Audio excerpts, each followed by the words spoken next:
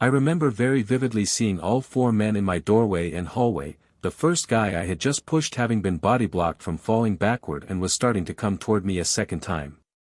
I raised my pistol. This one was a SIG P226 chambered in .40 Smith & Wesson, and just as I heard one of them shout, "Gun," I started lining up shots and pulling the trigger.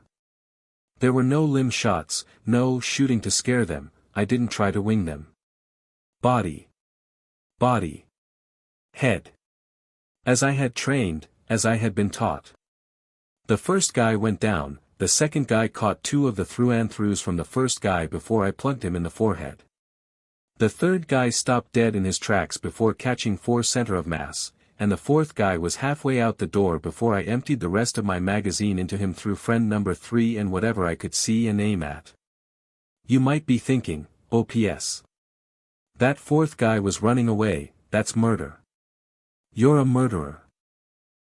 Well, the cops didn't see it that way, and the investigators didn't charge it that way. Because he lived. Now the first 3 recipients of my high-velocity sleeping pills didn't. The first guy's brains were all over the second guy, the second guy's brains were all over my wall. The third guy's heart and both of his lungs were demolished by my .40 SNW, he was pronounced dead on the scene. The fourth guy was my ex's brother. Of the 3 bullets that hit him, one grazed his ass, the other thoroughly lodged itself in his right ass cheek, and the third one hit him square in the spinal cord, right around the kidney area. Shattered his spine and completely destroyed his lucrative career in competitive breakdance and bicycling. He was paralyzed from the navel down. Had to have a permanent catheter to catch his piss and a diaper for what was now the most useful byproduct he was capable of producing.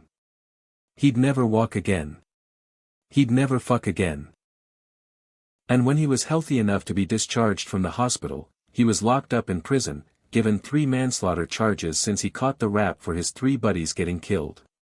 He was also charged with conspiracy to commit murder, assault, battery, and he even caught the reckless endangerment charges for me discharging my firearm in an apartment complex with another apartment across the hall from the open door I was shooting towards. He was never going to breathe free air again. I would like to say that this ended up happily ever after, that she took me back, that we got married and I adopted her little one and we had a couple spares of our own. But she didn't. Within 24 hours, she declared that she was scared of me, that she did not want me anywhere near her or her child, that she'd call the police on me if she ever saw me near her home or her place of work, which sucked. I liked that target. She called me a murderer. She accused me of sicking the cops on him, to instigate a response, just so I could shoot him.